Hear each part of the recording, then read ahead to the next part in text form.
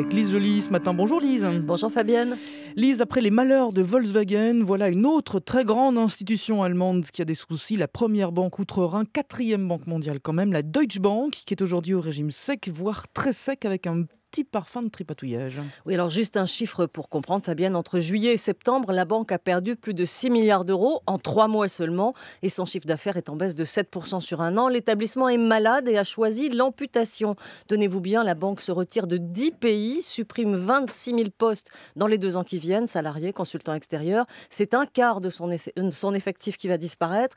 Elle cède aussi des actifs, elle ferme des agences, 200 en Allemagne. Les bonus seront rabotés. Et pour les actionnaires, eh bien, pas de dividendes pendant 2 ans, et c'est la première fois depuis l'après-guerre. Waouh, on a envie de dire. L'objectif, c'est d'économiser près de 4 milliards d'euros sur 3 ans. Régime ultra sec, c'est l'œuvre du Britannique John Cryan, l'homme qui a guéri la banque suisse UBS.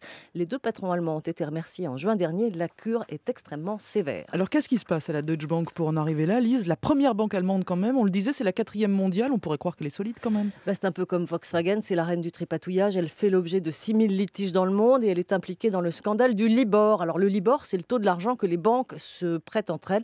Ça nous concerne directement puisque vos prêts immobiliers, vos crédits à la consommation, votre épargne, le prêt de votre entreprise, de nombreux produits financiers sont indexés sur ce Libor. Ça représente 350 000 milliards d'euros. Il y a donc eu des courtiers qui ont tripatouillé les taux et pas vraiment de contrôle de la part de la banque. Du coup, elle doit faire face à une amende de 2 250 000 euros à payer aux Américains. Et cerise sur le gâteau, elle est aussi soupçonnée de blanchir de l'argent en Russie, 6 milliards d'euros. Des proches de Poutine sont concernés. Pour couronner le tout, l'un des ex-patrons allemands risque la prison dans une vieille affaire pour faux témoignages. On comprend mieux la nécessité d'une restructuration. Il faut aussi payer les frais de justice. Et est-ce que les conséquences de ce scandale expliquent tout, Lise? Non, il y a aussi les nouvelles normes, celles qu'on appelle BAL 3. Après la crise, il a été décidé que les banques devaient être plus solides et avoir davantage de fonds propres, d'argent dans leur poche, quoi.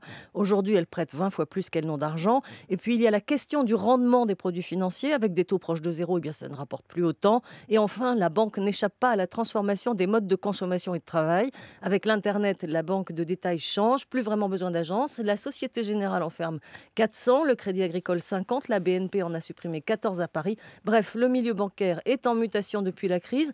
Peut-être pas autant qu'il le faudrait, car le too big to fall, trop gros pour disparaître de l'époque Lehman Brothers, eh bien, ça n'est peut-être pas encore complètement derrière nous. Lise Joly sur France Info dans le décryptage éco.